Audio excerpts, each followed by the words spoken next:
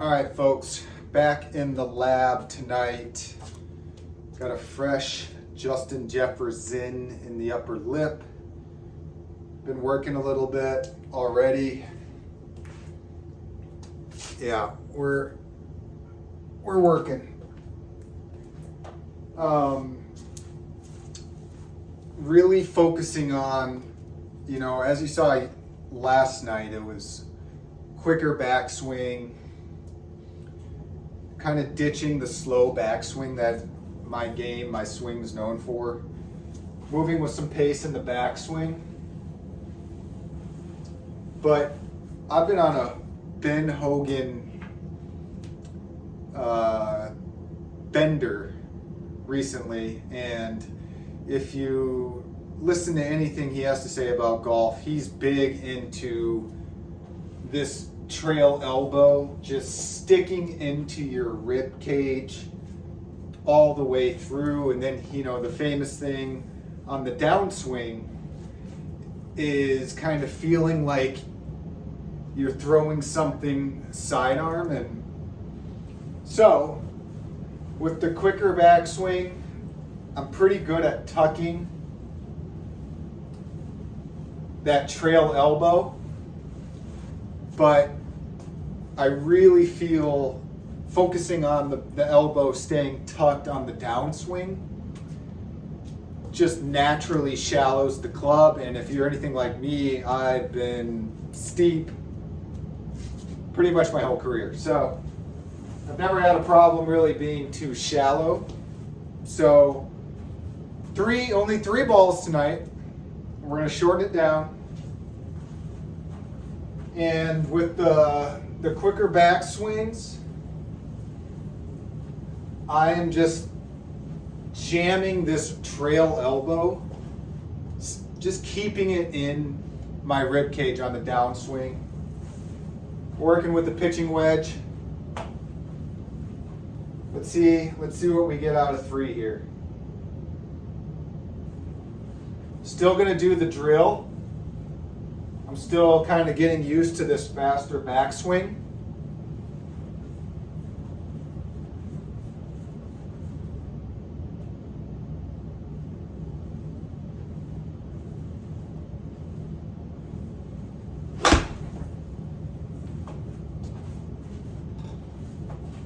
Off to a fiery start, 0 for 1. So, that's a combination of doing that type of moving drill. I've been catching them pretty skinny, pretty topping them, but that was just a classic example of swinging way too hard. That's another fault that I'm working on, is if you can get this club face square on the ball, the distance basically takes care of itself. You don't need to be swinging as hard as I was just swinging right there. So 0 for 1. Remember, we're just tucking, keeping this tucked, and I'm trying to focus on it on my downswing as well.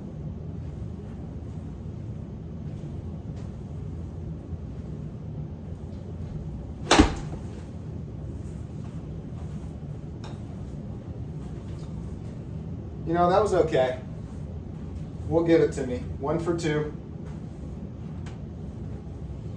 And equally as important to me is someone, I don't know who it was, but they said that they could tell a person's handicap just by looking at their swing immediately after impact. So the famous thing is kind of the chicken wing. I don't know if you can see that, but the chicken wing. So thinking about a lot of things here, but it's really the trail elbow on the backswing, trail elbow in on the downswing, and then kind of full extension. So 1 for 2. I want to get a pure one for the last ball.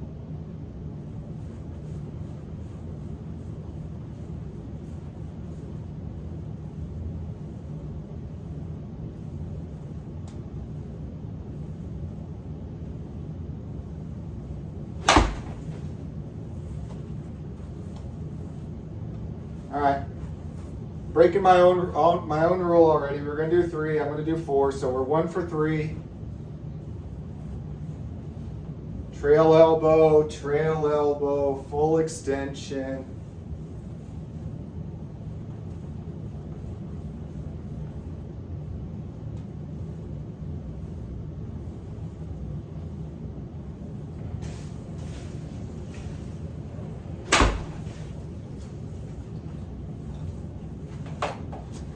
All right, well, I hit about 50 balls before those 4, and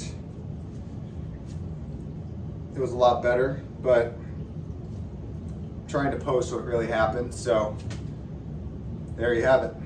Charlie Woods today played in a pre-qualifier for the Cognizant Classic, shot an 86, had a 12 on one hole. But I looked up the course, and from the tees they were playing, it was 6,700 yards. And so I was curious, well, what does Charlie drive it typically? I was like, is that even, he's a freshman in high school.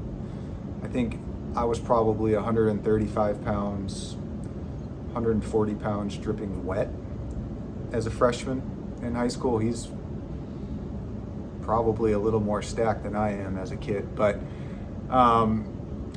I saw a quote from his high school coach, says that he hits it between 270 and 280 regularly.